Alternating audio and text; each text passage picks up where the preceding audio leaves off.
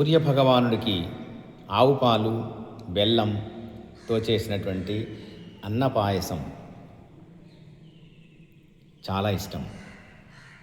సూర్యభగవానుడి కోసం అన్నం పాయసం సిద్ధమవుతోంది.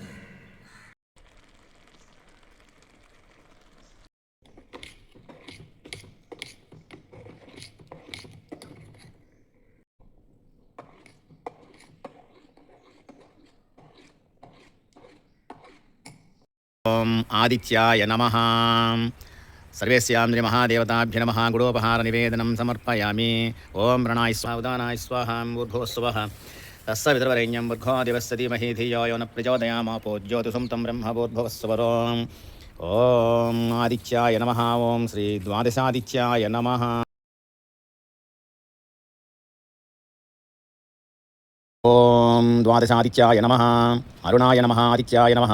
రథసప్తమి సందర్భంగా చిక్కుడు ఆకులతో రేగుపళ్ళతో రథాన్ని అలంకరించి పాయసాన్ని సూర్యభగవానుడికి సమర్పించి ఈ విధంగా ఏర్పాటు చేయాలి. ఓం శ్రీ ఆదిత్యాయ నమః. రథసప్తమి రోజున మనం ద్వాదశ ఆదిత్యుల్ని స్మరించుకోవాలి, ధ్యానించాలి, పూజించాలి. ఈ ద్వాదశాదిత్యులు అంటే 12 మంది సూర్యులు. ఈ 12 మంది సూర్యులు 12 నెలల్లో ఒక్కొక్క నెలలో ఒక్కొక్క సూర్యుడు మనకి దర్శనమిస్తూ ఉంటాడు. అవి ఆ ద్వాదశాదిత్యులు ఎవరో మీకు చెప్తాను, శ్రద్ధగా వినండి, తెలుసుకోండి. చైత్రమాసంలో సూర్యుడిని ధాత అని, వైశాఖ మాసంలో సూర్యుడిని అర్యముడు అని, జ్యేష్ఠ మాసంలో సూర్యుడిని మిత్రుడు అని, ఆషాఢ మాసంలో సూర్యుడిని వరుణుడు అని, శ్రవణ మాసంలో సూర్యుడిని ఇంద్రుడు అని, భాద్రపద మాసంలో సూర్యుడిని వివస్వంతుడు అని, ఆశ్వయుజ మాసంలో సూర్యుడిని త్వష్ట అని, కార్తీక మాసంలో సూర్యుడిని విష్ణువు అని, మార్గశిర మాసంలో సూర్యుడిని అంశుమంతుడు అని, పుష్యమాసంలో సూర్యుడిని భగుడు అని, మాఘమాసంలో సూర్యుడిని పూషుడు అని, ఫాల్గుణ మాసంలో సూర్యుడిని పర్జన్యుడు అని అంటారు. ఈ ద్వాదశాదిత్యులు ద్వాదశ మాసాల్లో మనకి దర్శనమిస్తూ మనల్ని అనుగ్రహిస్తూ ఉంటారు.